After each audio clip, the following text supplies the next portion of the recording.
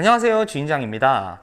제외 원리에 대한 탐구를 하다 보면 갑으로 제외해라, 자, 이런 얘기들 정말 여러분 혹하죠. 아마도 이별 후에 매달린 분들이 많으니까 갑으로 제외할 수 있다, 이런 말에 혹하시는 분들이 많겠죠. 물론 우리가 을의 위치에서 제외를 하는 것이 우리한테 달가운 입장은 아닐 겁니다. 자, 그런데 무작정 이런 마음에 상대방이 먼저 나한테 제외를 제안하기를 기다리기만 하다가 제외 타이밍을 놓치는 경우도 심심치 않게 찾아볼 수 있습니다. 이런 말을 하는 컨텐츠들은 이 컨텐츠의 그 저자가 심리학이 굉장히 정통한 것처럼 얘기를 하지만, 정작 심리학에서 이 행동 촉구라는 개념은요, 이 제외를 한다는 것 자체가 행동 촉구잖아요. 이 행동 촉구라는 개념 자체가 그런 방식으로 이용되지는 않습니다. 상대방이 어떤 행동을 우리가 하게 만들기 위해서는요, 그 행동을 할 수 있는 그 why, 그 이유를 제시를 해 주어야 해요. 결국 제외는요, 여러분 명분 싸움이에요. 내가 제외를 할 만한 정당한 명분이 있어야 비로소 상대방이 행동하도록 유도를 할 수 있다는 것이죠.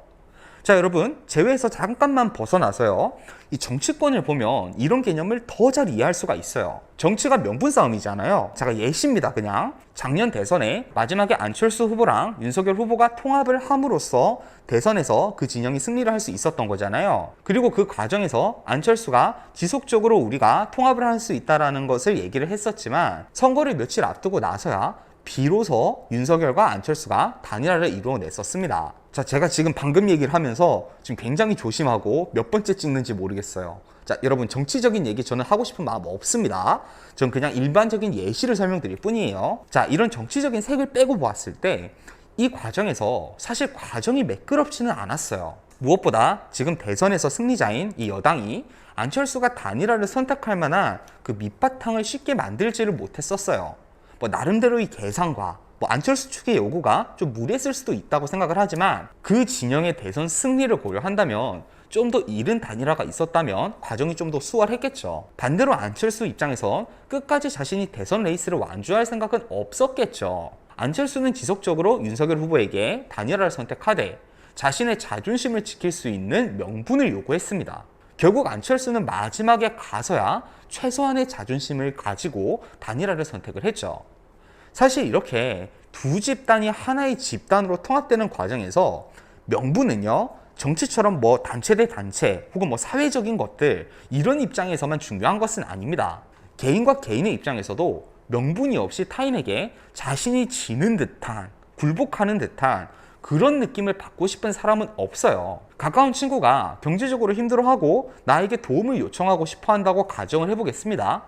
물론 정말 아끼고 소중한 친구라면은 내가 먼저 나서서 친구가 굳이 부탁을 해오지 않았음에도 지원을 해줄 수도 있겠지만, 사실 먼저 부탁을 해오지 않는다면 내 입장에서도 굳이 먼저 말을 꺼내지 않고 넘어가는 것이 대부분이에요. 돈을 먼저 빌려줄 명분이 없기 때문이죠. 회사에서도 마찬가지입니다. 요즘은 문화가 많이 바뀌었지만 연차나 반차를 사용할 때는 여전히 사유를 작성하게 만들어요. 그리고 그 사유에 따라 흔쾌히 승인이 떨어질 때도 있고, 마지못해 받아들이면서도 조금 고가운 시선으로 바라보게 되는 경우도 있습니다. 상대방이 어떤 행동을 하게 하기 위해서는 내가 그만한 명분을 제시해 주어야 한다, 이 당연한 개념을 제외에서는 간과를 합니다. 여러분 스스로부터 지금 여러분의 입장을 다시 한번 살펴봐야 해요. 대체 왜 상대방이 제외를 선택해야 하는지, 그 이유를 여러분이 정확하게 상대방한테 설명을 하고 있냐는 거죠. 제가 예전과는 다르게 그 사람을 정말 예전보다도 더 많이 사랑해 줄 수 있고 잘해 줄 수 있어요. 이건 명분이 안 되나요?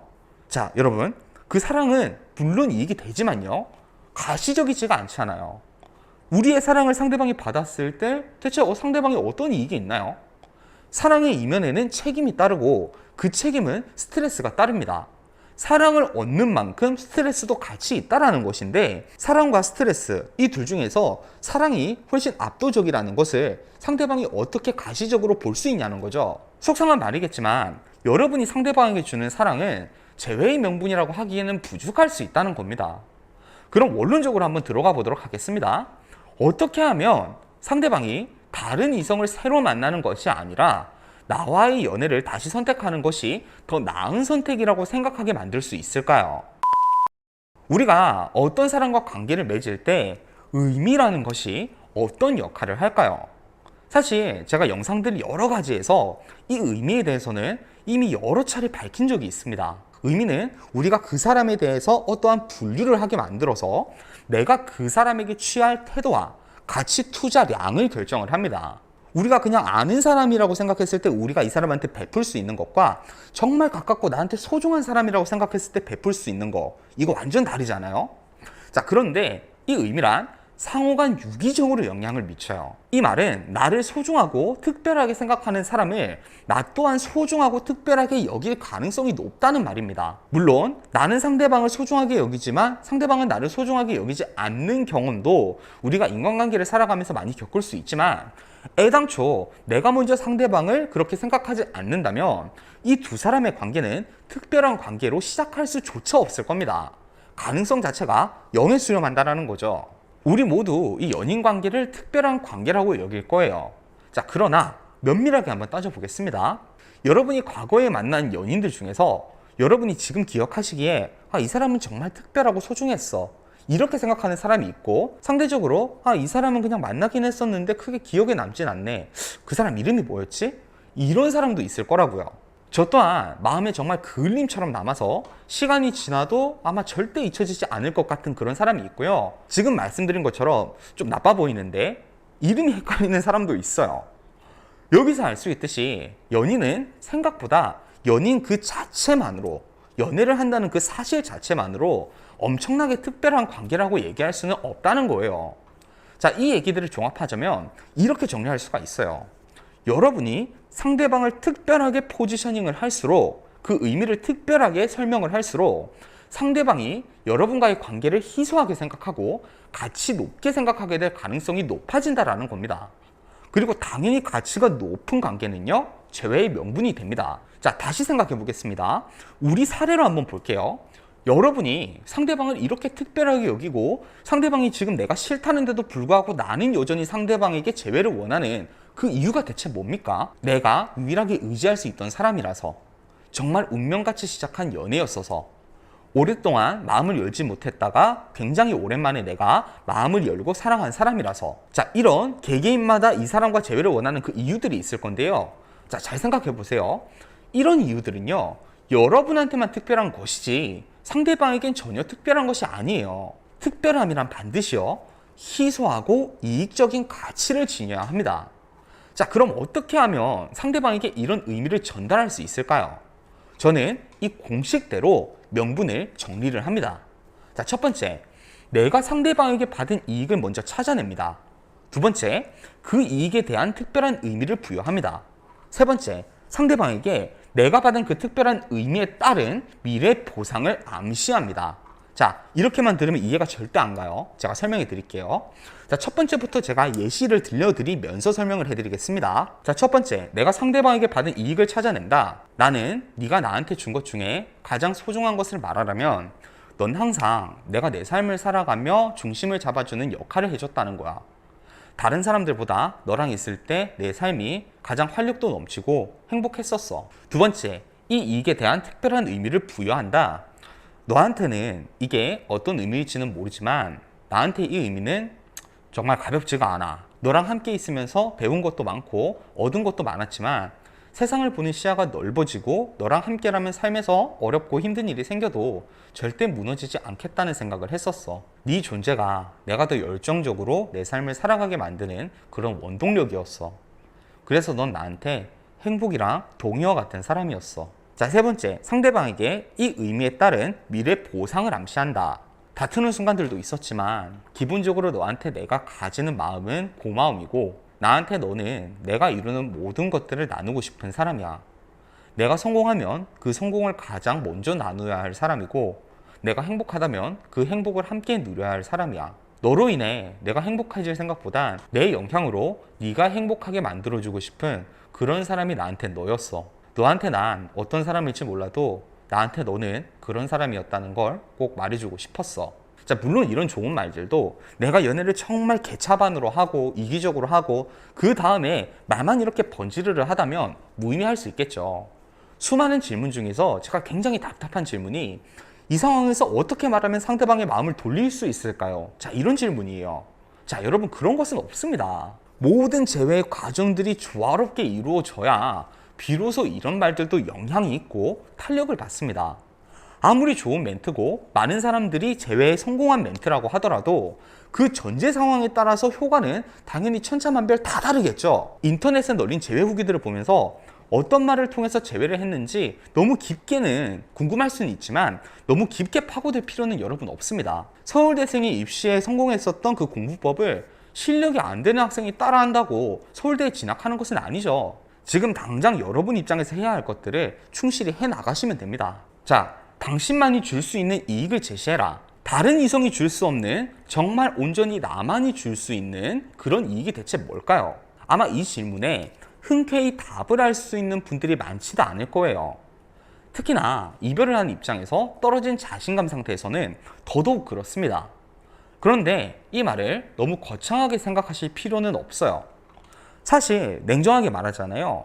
다른 이성은 줄 수 없고 나만이 상대방에게 줄 수 있는 그런 이익은요, 없습니다. 우리가 엄청난 부자고 남들은 평생 일을 해도 절대 살지 못할 아파트에서 초고가 외제차를 상대방에게 제공해 줄 수 있고 블루 다이아몬드 카드를 상대방에게 줄 수 있다 하더라도요, 그것이 꼭 나만 줄 수 있는 이익이라는 것은 아니죠.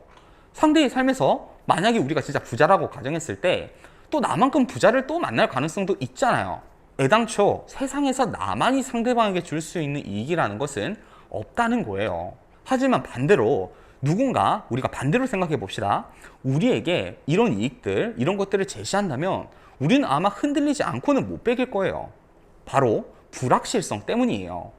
나한테 이런 이익을 또 줄 수 있는 사람을 만날 가능성이 없다고 얘기할 수도 없지만 있다는 보장도 없습니다. 더욱이나 내가 꿈꾸는 미래, 예를 들어서 나는 몇 살까지는 결혼하고 싶다, 이런 결혼 정년기까지 만날 수 있다는 보장은 더더욱 없습니다.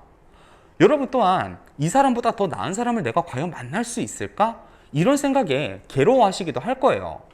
물론 저는 여러분이 지금 만난 사람보다 더 나은 사람을 만날 수 있다는 것을 알아요. 또 이 사람만한 사람을 만나지 못해도 우리의 인생이 따지고 보면 그렇게 실패한 것도 아닙니다. 이 사람에 비해서는 조금 어딘가 부족한 사람이라도 내 마음을 채워줄 수 있는 사람은 얼마든지 만날 수가 있어요. 그러나 지금 이 사람은 확실한 이익이고 새로운 사람은 불확실한 이익입니다. 이 불확실함에서 오는 변수 때문에 우리는 이 사람에게 더 집착하게 되는 거죠. 자, 이건요, 상대방 입장에서도 마찬가지입니다. 상대방이 내가 제시하는 이익을 미래의 다른 이성을 통해 충족할 가능성 분명히 있습니다. 그러나 반대로 상대방 또한 불확실한 미래보다 확실한 미래가 제시가 된다면 더 이끌릴 수도 있는 노릇이겠죠. 자, 그러니까 아무리 생각을 해봐도 저만 이 사람에게 줄 수 있는 그런 이익이 없어요. 자, 이렇게 좌절하실 필요 없어요. 생각보다 나만 줄 수 있는 이익, 이게 진짜 말만 거창하지 그렇게 대단한 것이 아니에요. 여러분만이 줄 수 있는 이익을 다른 말로 해석하자면 연애 초기에는 줄 수 없는 장기 연애에서의 이익을 강조한다라고 해석할 수가 있어요. 자, 그 중에서도 여러분만의 특별한 에피소드나 이익을 제시하면 충분합니다. 자, 처음 여러분이 이 개념을 접해 보실 거기 때문에 마찬가지로 제가 순서별로 공식처럼 한번 정리해 보겠습니다. 첫 번째, 단기 연애와 장기 연애에서의 이익을 구분해 본다. 두 번째, 여러분에게 해당하는 이익을 찾아낸다. 세 번째, 개인적인 스토리를 가미해서 여러분만의 이익인 것처럼 포장을 해버린다. 자, 한번 자세히 알아볼게요. 자, 첫 번째, 단기 연애와 장기 연애에서의 이익을 구분해 본다. 단기 연애와 장기 연애에서의 이익이 무엇일까? 자, 단기 연애에서 얻을 수 있는 이익은 도파민 유형 가치예요. 상대방을 보고 설레고 자극을 받고 쾌락을 느끼는 등의 그런 가치들이죠. 자, 반대로 장기 연애에서의 가치는요, 코르티솔 유형 가치로 안락함, 편안함, 치유감 등 쾌락적이고 자극적인 연애 초기화의 가치와는 유형이 조금 다릅니다. 두 번째, 여러분한테 해당하는 이익을 찾아낸다. 자, 이번에는 제가 방금 말씀드린 이런 가치들 중에서요, 여러분한테 해당하는 이익을 찾아내세요. 여러분은 새로운 이성보다 상대방에게 새롭고 짜릿한 감정은 줄 수 없지만 새로운 이성들보다 상대방을 더 깊게 이해하고 더 많은 가치들을 내 것을 나누고 희생할 수는 있을 겁니다. 이런 것들이 여러분만이 가진, 여러분만이 줄 수 있는 상대방에 대한 이익인 거죠. 자, 세 번째, 개인적 스토리를 가미해서 여러분만의 이익인 것처럼 포장한다. 사실 이렇게 구분해 보더라도 여러분이 느끼기엔 이게 그렇게 대단한 가치일까? 이런 생각이 들 수 있어요. 오래 만난 연인들이라면 누구나 해줄 수 있는 그런 것들 아니야? 이런 생각이 듭니다. 그런데 이런 뻔한 이야기에도 생동감을 불어넣고 감동을 주는 것은요, 디테일한 요소들이에요. 스토리텔링인데요, 결국에는 몇십 년 동안 영화업계가 같은 스토리 플롯을 사용하고 있습니다. 주인공이 등장을 해요. 어떤 역경을 겪어요. 그리고 그 역경을 극복하고 행복한 미래를 맞이합니다. 그 과정에서 권선징악이 일어나고 독자들은 그것에 쾌감을 느끼죠. 요즘 유행하는 마블 영화들, 뭐 해리포터 반지의 제왕, 그리고 그 더 이전에는 뭐 스타워즈까지 결국 똑같은 스토리 플롯이거든요. 그러나 이 모든 영화들은 비슷한 스토리 플롯을 사용을 해도 흥행을 하고요. 앞으로도 이런 스토리 플롯은 계속 사용하게 될 거예요. 자, 이런 점들을 보면은 인간의 감정은 전반적인 맥락보다 단편적인 자극이 강할 때 더 큰 감정적 영향을 받는다는 것을 알 수 있어요. 장기 연애를 한 커플 중에서 상대방에게 오랜 기간 헌신할 수 있는 사람은 많습니다. 자, 그러므로 나는 너한테 정말 잘해줄 수 있고 마음이 변하지 않을 수 있어. 자, 이런 말은 크게 와닿는 얘기가 아니에요. 자, 그런데 이런 말도요, 이렇게 표현한다면 어떨까요? 기억나니?